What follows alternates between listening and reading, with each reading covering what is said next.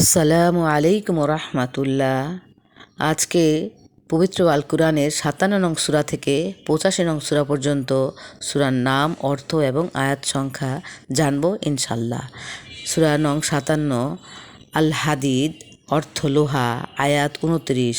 ৫৮ নং সূরা আল মুজদালাহ, অর্থ অনুযোগকারিণী, আয়াত ২২। ৫৯ নং সূরা আল হাশর, অর্থ সমাবেশ, আয়াত ২৪।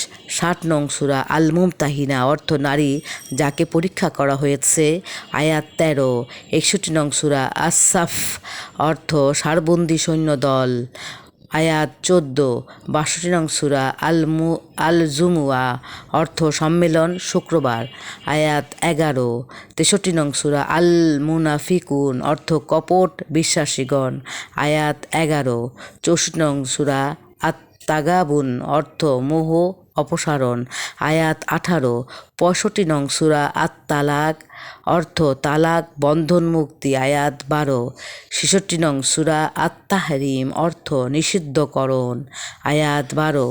৬৭ নং সূরা আল মুলক, অর্থ সার্বভৌম কর্তৃত্ব, আয়াত ৩০।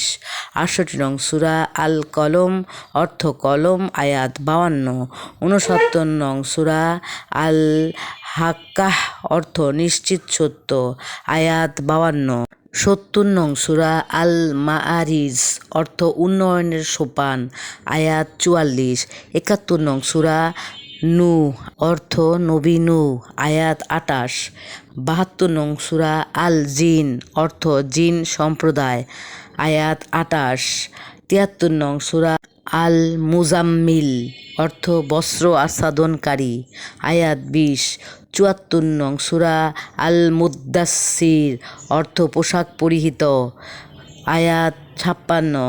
৭৫ নং সূরা আল কিয়ামা, অর্থ মহাপ্রলয় পুনরুত্থান, আয়াত ৪০। ৭৬ নং সূরা আল দাহর, অর্থ মানুষ, আয়াত ৩১।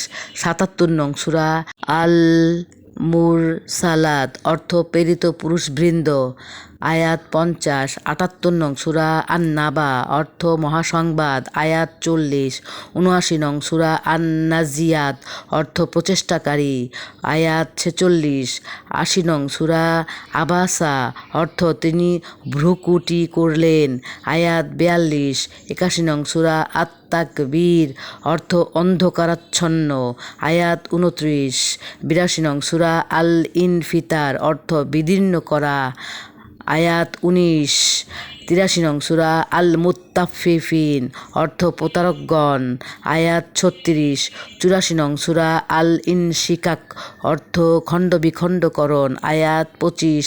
৮৫ নং সূরা আল বুরুজ, অর্থ নক্ষত্রপুঞ্জ, আয়াত ২২।